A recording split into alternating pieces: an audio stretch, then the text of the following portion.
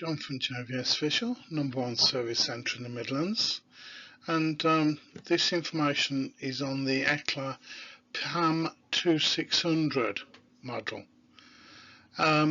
If you get this amplifier, one of the problems I've found that creates lots of strange effects.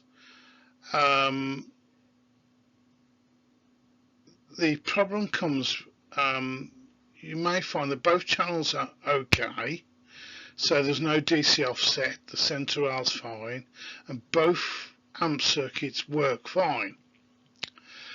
If you find that you're getting intermittent clipping or protection coming in on one or either channels, it is most likely to be the chip type zener diodes that are surface mounted, soldered to the board. Now these are black type 3-legged zener diodes.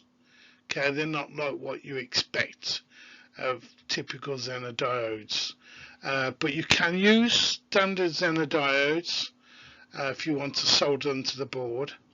But yeah, that's the most common problem that I've found on the Ecler Pam2600.